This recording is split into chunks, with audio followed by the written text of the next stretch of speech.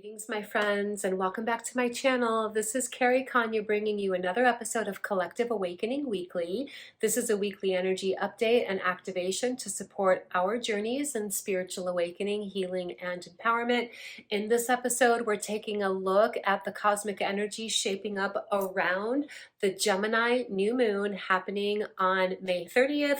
So stick around till the end of this episode, as I'm also going to be sharing intuitive insights as to how we can best navigate through the energies that are shining in this week.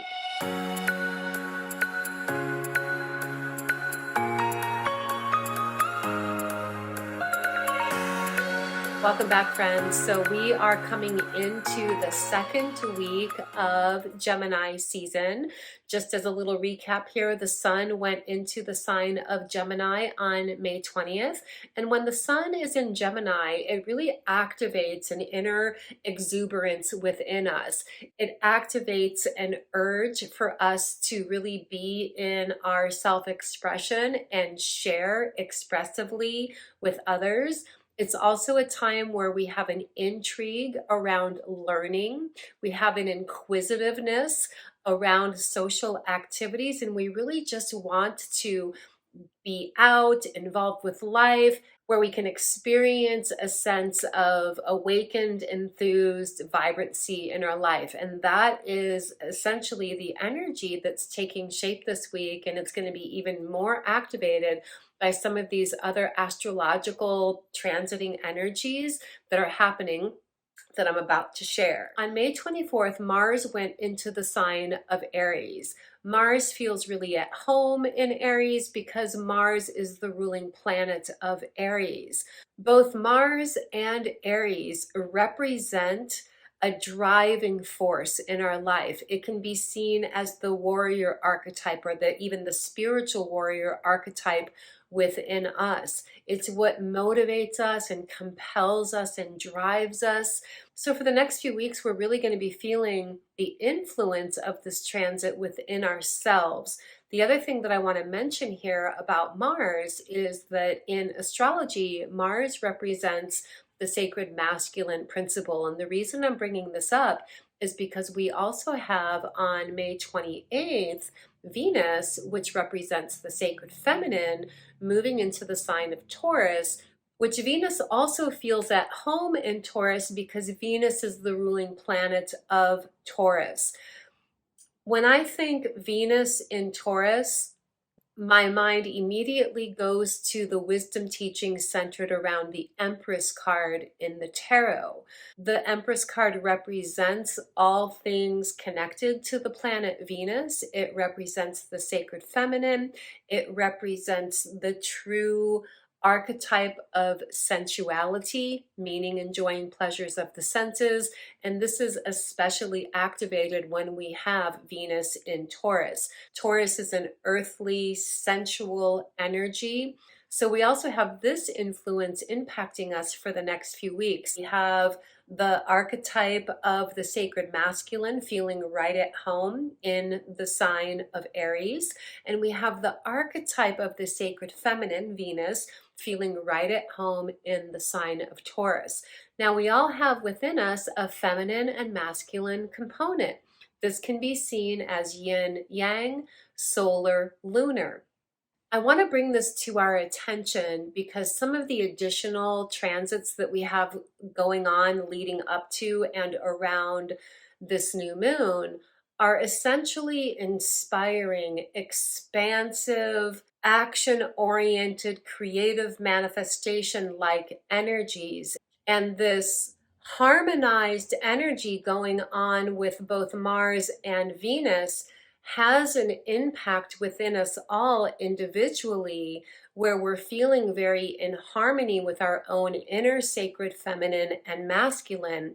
We can look at it this way. The feminine is feeling really empowered in holding the creative vision, while the masculine within us is feeling driven to take action in alignment with what the creative visions are. Now, this is being even more activated by a conjunction that we have happening on May 29th, where Mars in Aries is conjunct Jupiter in Aries. Again, Mars is this driving force, ready to kick in gear, ready to take action. And Jupiter in Aries fuels that passion, fuels that flame, fuels that fire, that drive even more, compelling us in the direction of expansion-oriented actions and activities. Now on May 30th, we have the new moon happening in the sign of Gemini at 7:30 a.m. Eastern Time. The new moon occurs every month when the sun and the moon are aligned with each other. They're conjunct. The sun in astrology also can represent the sacred masculine principle, while the moon represents the sacred feminine principle.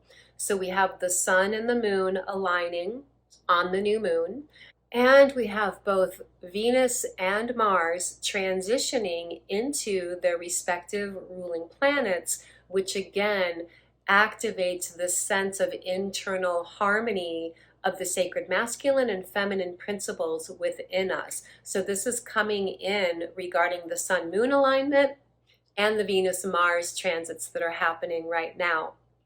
There's a strong earth and fire energy signature around the new moon, as we have several planets in Taurus and several planets or astral bodies in the sign of Aries. The earth energy is supporting us all in really honing in and anchoring in a solid foundation for growth, expansion, leading to creative manifestation. And then the fire element is that creative, action-oriented inspiration that we're all feeling. So the overall energies this week are primarily expansive in ways that are supporting us all in feeling like we can finally start taking action and getting results in the direction of whatever our goals have been that we've been working on internally. And I say that because on June 3rd, Mercury finally goes direct. Mercury went into Taurus last week in its retrograde aspect, which activates an energy of practical assessment. I talked about that in last week's episode. You can review that if you missed out on that. But as we're coming into Mercury going direct, still in Taurus, now we're going to be experiencing an energy where we feel more able or ready to take concrete actions based on the practical assessments that have been going on internally on mental levels during the past few weeks. And we can begin to feel like we can start taking decisive actions that ultimately are leading to empowered manifestation. I talked a little bit about that in last week's episode as well, because the energies were building up to that. And now here we are coming more fully into these energies as we're approaching this new moon. Remember that each new moon is the best time of each lunar cycle to set new intentions into motion, because it's a new beginning.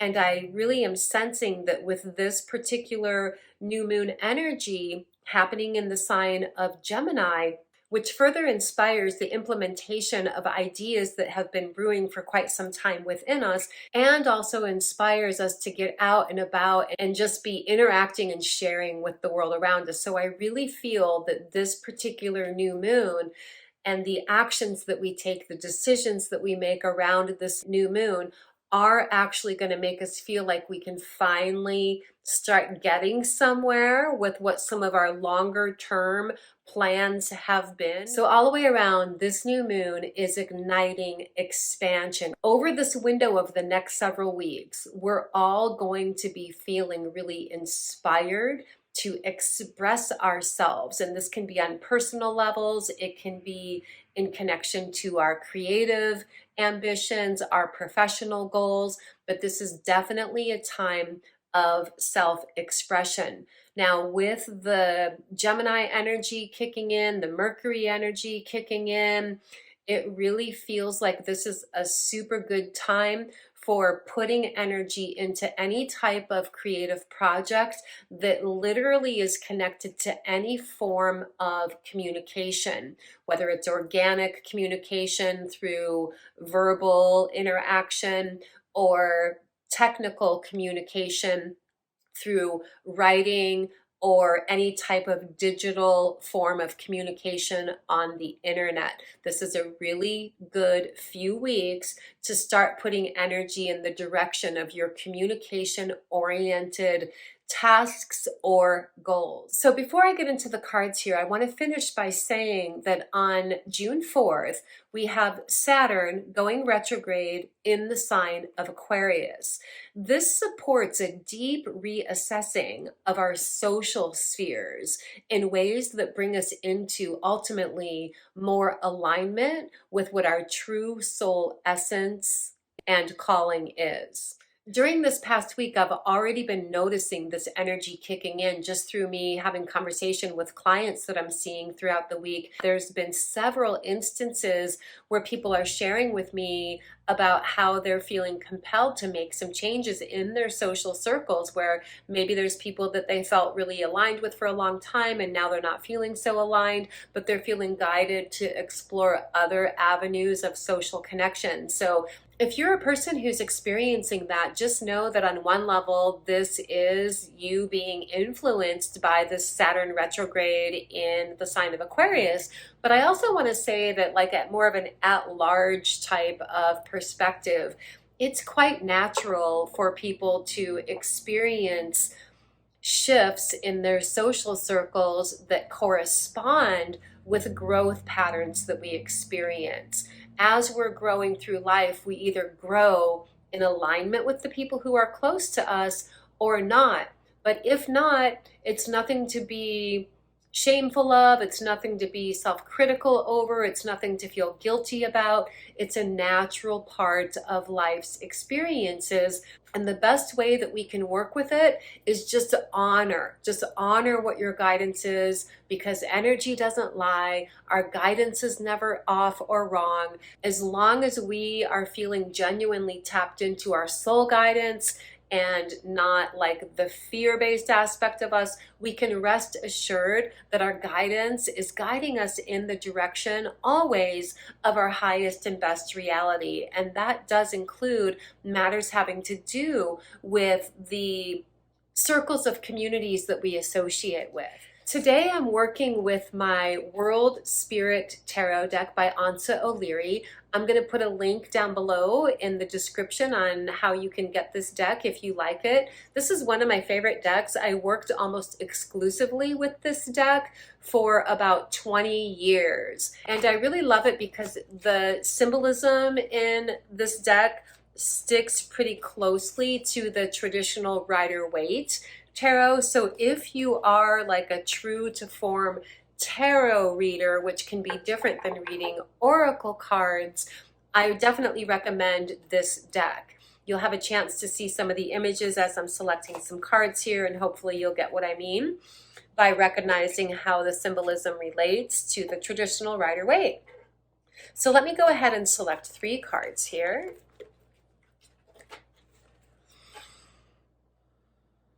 Okay, here's 1, 2, and 3. So let's see what came up here. Oops, 4 came out. So I'm going to go ahead and go with that. Okay, so we've got the Ace of Cups. I'll talk about that in a moment. The Chariot. We have the 6 of Wands coming up reversed. And the 2 of Wands reversed. So let me take a look here, because I'm going to really structure this around what is the energy, what's the actions that we can take to work with the energy, and what will the outcome be. I feel like the additional messages around the energy that's showing up right now is connected to the 2 of Wands and the 6 of Wands showing up reversed. So actually, let me show you what the cards look like right side up. Here's the 2 of Wands and the 6 of Wands. So both of these cards showing up reversed. When the 2 of Wands comes up right side up, it typically indicates that we have established a foundation for growth, and now we're being guided to really manifest dreams on that foundation. So when this card comes up reversed, it can indicate sort of a pivot, a rethinking, a reconsidering. And that's certainly what's going on right now with Mercury retrograde. That's one of the major influences that Mercury retrograde has on us. It's a time of reconsidering, rethinking, restructuring. So this is a match to that energy that's going on right now.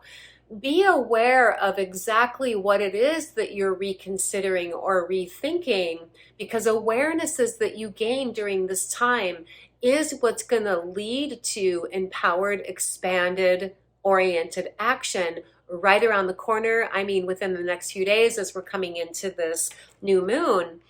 And the Six of Wands showing up reversed, but when this card comes up right side up, this is the energy of success. It's the energy of celebrating successes that you've already experienced. It's celebrating almost like an anticipation of a continuation of that energy.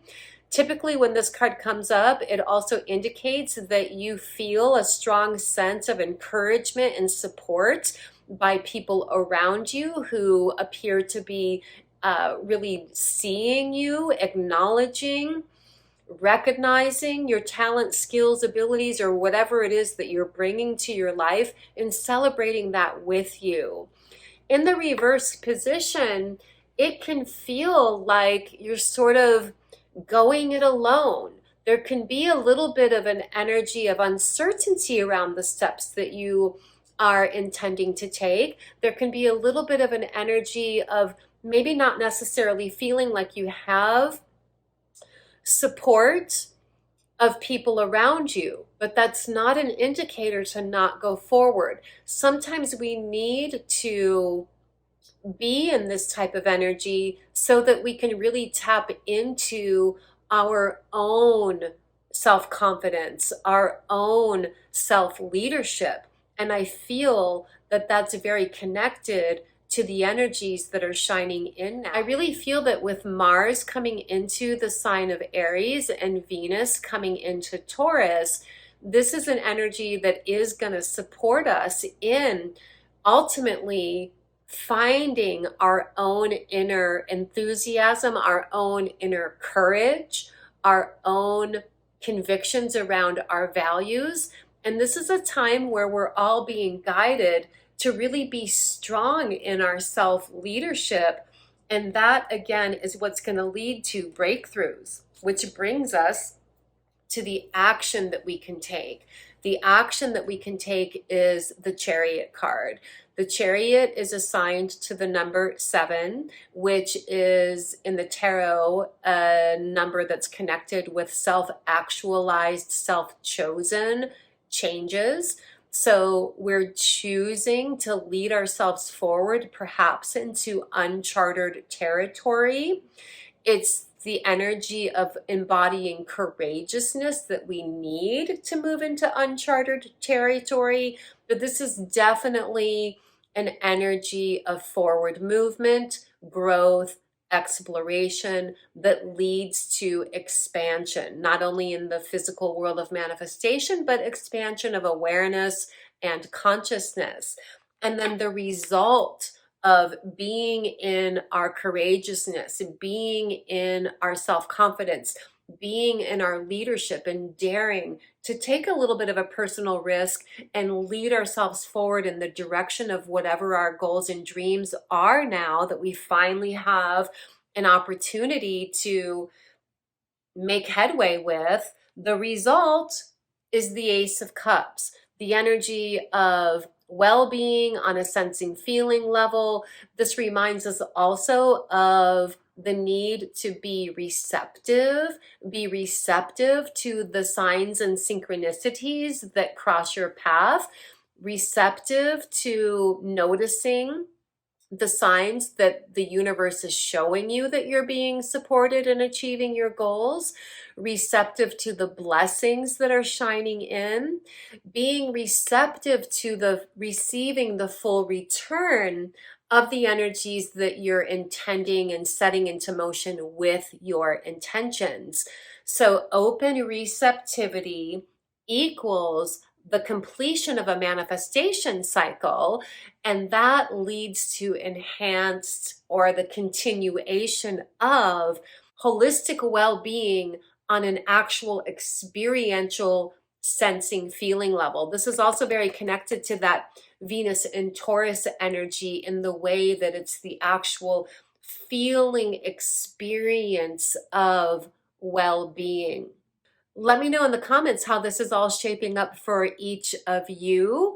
And I'm going to wrap it up there for today, guys. But all my love, blessings, namaste. I so appreciate your presence here. I appreciate you sharing my channel here with all of your friends. I appreciate your interaction in the comments section below. I appreciate you giving this video a thumbs up.